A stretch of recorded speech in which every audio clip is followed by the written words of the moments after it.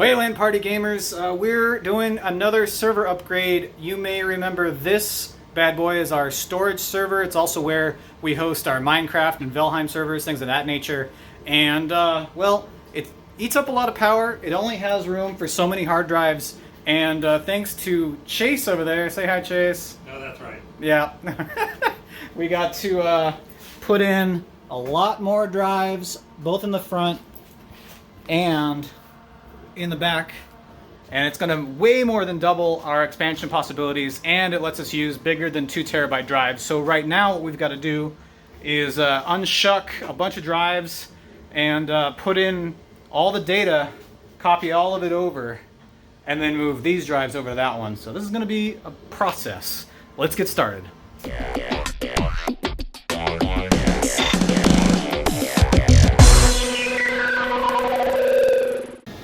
Our first array.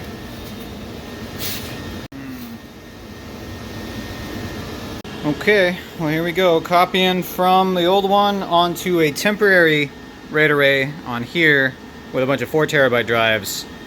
And this is gonna take a while. Maybe it's time to invest in some higher gigabit network cards.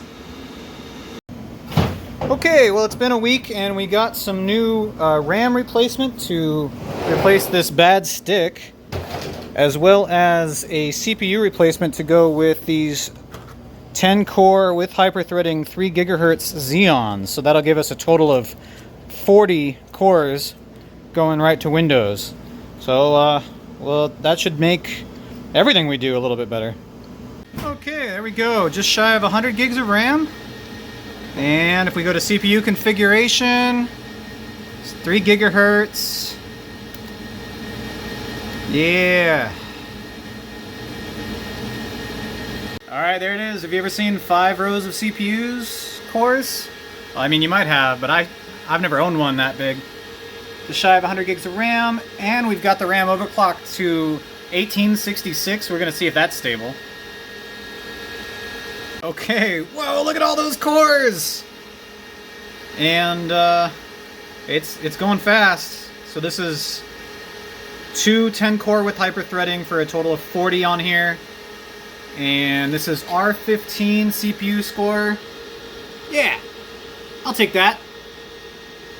Okay, so we just downloaded all the data from the old server over to the new server, and I just inserted these next 12 drives and the SSD from the original server, so we'll see if we can't boot into that now.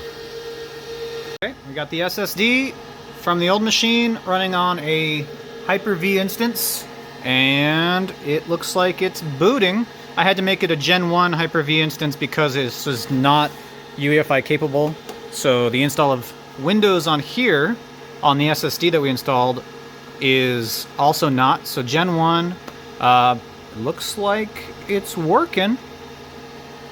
Here we go. And this should already have all of our servers installed, like TeamSpeak, COD, and then we just need to connect the file share to this instance, and we'll be back up and running, and we can rack mount this thing pretty soon. So we've got to notch that because the server rack rail hits it. Yay. Okay, so we're going to take this and we're going to notch out the back of this right about there on both sides to accommodate the wider mounting arms for the new server, which is right there. Ready?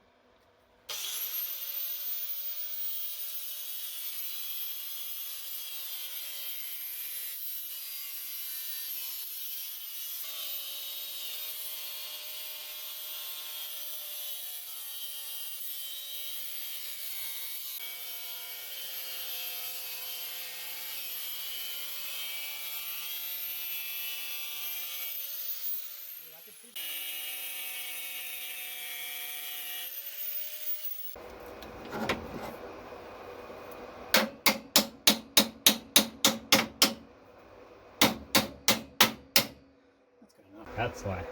There we go. Got the reel and the extension on there.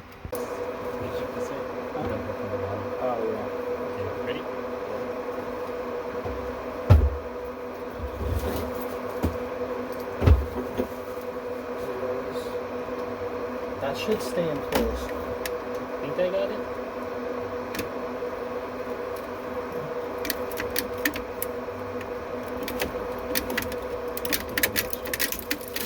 There you go. That's good.